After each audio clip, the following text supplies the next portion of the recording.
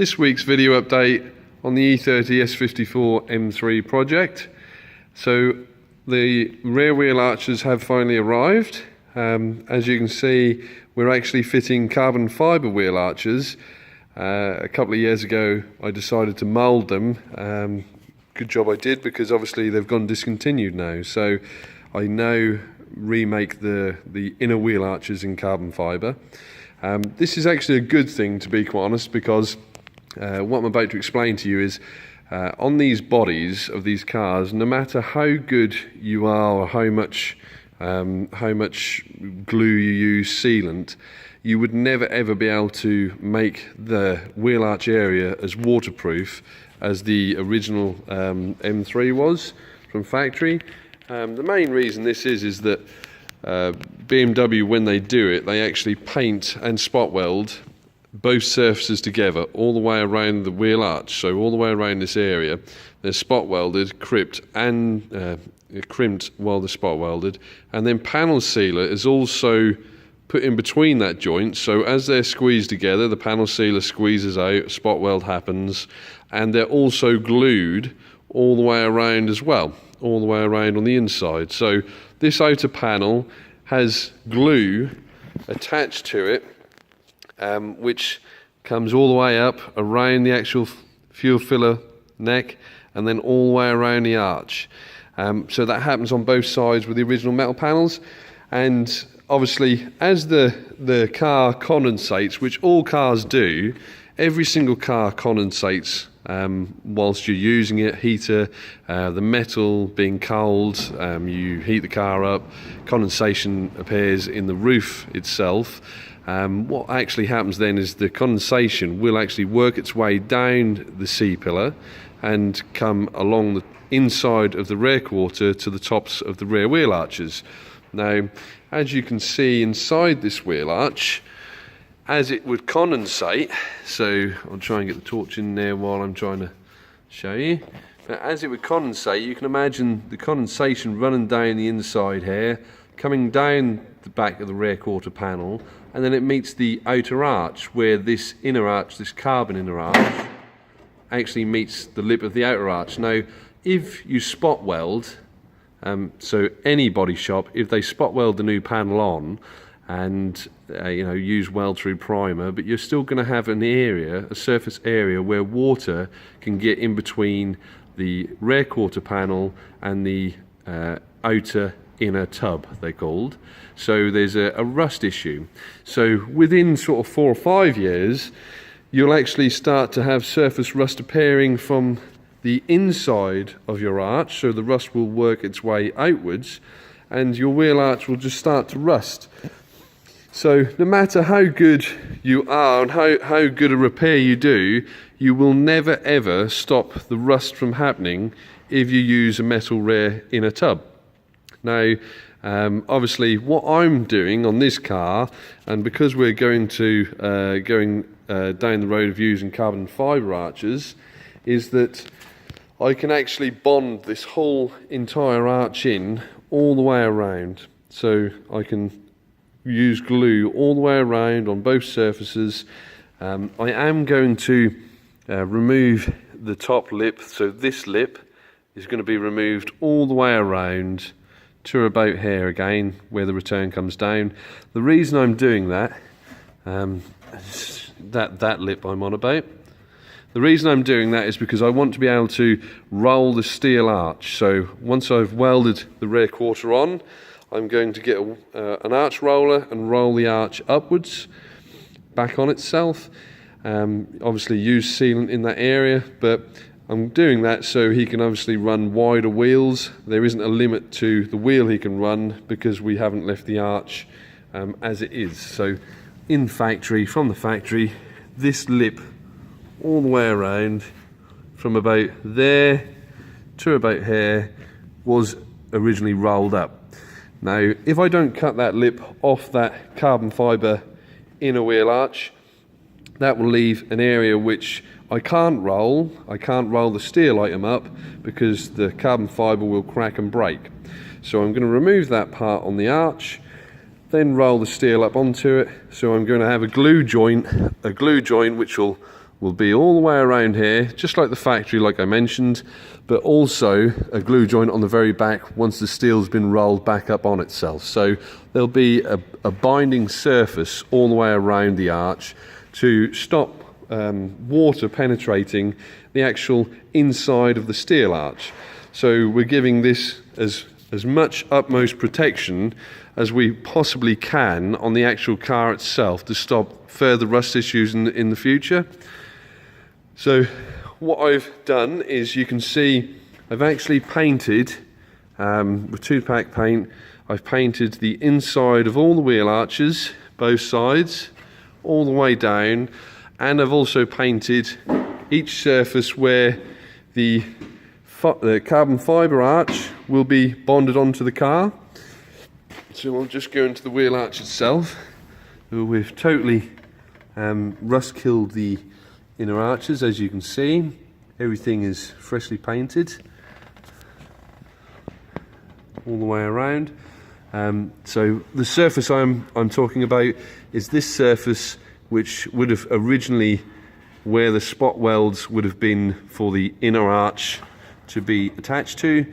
That is where the glue joint is, and again, that's fully painted, so when we glue that carbon fibre arch on, the actual rust issue is completely taken away.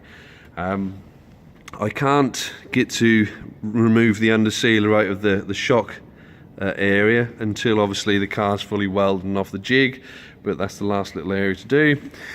So you can see again, if I just shoot across there, you can see the inside of the rear quarter panel itself is fully painted. So when I come to weld everything up and glue the arches in, once I glue those arches in, these rear arches, providing that the outer arch, so this outer panel, providing the paint is never damaged or cracked in any way, those rear arches should never rust out like all the other ones on the original cars. So all the original E30s have that rust issue purely because the water can penetrate. There is sealant, like I said, there is sealant all the way around, but the water can penetrate and sit in the two pieces of steel, the outer arch where it meets the actual inner tub. The water sits in between those two layers and causes the rust issue. So you can see this is the passenger side carbon fibre wheel arch. Both arches are have Kevlar inside of it, so to protect from stones, but what we are going to do as well is we're going to actually use the original 3M under sealer, so it's actually being applied to the inside of the arch. Again, what we've done inside the arch is fully stripped it back to bare metal, rust killed, primed, painted every surface inside there. The next stage will be obviously remove the under sealer on the shock mounts, do exactly the same principle. Once that's done, I will then key up the whole entire arches, under seal on top of the paint. Then the car will then go onto the spit, have the rest of the under sealer removed. We will apply a full coat of paint to the whole underside of the car. Then it will go off to the body shop again, keyed up, apply a brand new layer of under sealer, then paint on top of the under sealer. So we'll have a layer of paint below the under sealer and a layer of paint on top of the under sealer. And it sounds excessive, but this car, what we're trying to do is remove every single rust issue on this car which it would have had from factory. So it's the same principle with the battery tray. The battery tray is a very, very common area to rust. As you can see, I make a carbon fibre replacement for the E30 M3 pre-facelift. They're all Kevlar on the back side of them as well, so everything's sort of chip resistant. These items will go in there fully. You know, once they're in there, we will fully seam seal it and bond the whole surface in all the way around. Everything will be panel clamped while the glue sets, and just basically taking away another rust issue on the car. You know, it's trying to do away with the faults that we've found over the last 10 and 15 years where the E30 rusts. Hopefully we can try and do away with the rear arch rust issues, the lower pocket rust issues, and you know, and re-underseal the whole car. Every panel has been fully stripped back to, so this black paint that BMW basically put on there, that's like an edge primer. Now that isn't weld through. So on every surface that you're going to apply a spot weld or a plug weld, I do plug welds along the bottom of the sill purely because I think that it's a better weld, to be quite honest. It's a stronger joint. You can see my gaps along the sills. These are brand new sills fitted. There we go, all the way front to back. The gaps are actually perfect. Measured them with a vernier gauge. The door gap is lovely. You can see how nice the side of the car is looking actually. Try and get back a little bit further. The rear quarter this side here, it's sitting just a little bit low because I haven't got a screw or a bolt in there to hold it up at the minute, but you can see once it's held up and once the welds happen, it will be perfectly in line. Again, so every spot weld joint has been fully stripped back to bare metal anywhere which we're welding, so that the current of the welder, both sides, so this side, the inside of the inner panel and the very inside of the car, have had weld-through primer put on. We'll apply brand new spot welds using a proper spot weld tool all the way around the car, and like I say, plug the holes along the bottom of the sills purely because I prefer a plug weld on them areas than a spot weld. Alright, so you can see I'm ready to plug away. I will apply the spot welder along these areas just to give it more of a factory look. But yeah, so we're very, very close now. All the panels are on for the last time. You can see I've fully unpicked all the original braze joint. So the roof skin, not many people know this, but the roof skin on the C pillars and A pillars actually have a step down in them. So that was pressed in from factory, and they step down, the roof skin steps down underneath the C pillar and the A pillar on the car. Then the rear quarter basically meets up to it, you bolt it down, cramp it down, and it's a braze joint. You basically heat the panel up and braze weld into it, allow the braze, and that braze weld runs underneath the panel and fills this gap up, and then you just file it down nice and smooth, you know, end up with a nice panel joint. It's basically to give this panel rigidity so there's no flex and movement between the two panels. It makes the body stronger. It's like a fully welded joint, but a braze joint can be unpicked. All right, to be able to replace the rear quarter at any time. So yeah, that's progress so far. Obviously, these rear quarter panels at the minute are bolted on. There is one bolt at the bottom, which goes through the bush eyelet mounts. You can see the bush eyelet mounts. There we go. I put a bolt through there that holds all three panels dead in line. Again, you can see all my plug welds ready to go along the bottom of the sill. How the door gaps and the lower door gap all line up. All the gaps are nice. So yeah, the panels are just bolted on at the minute.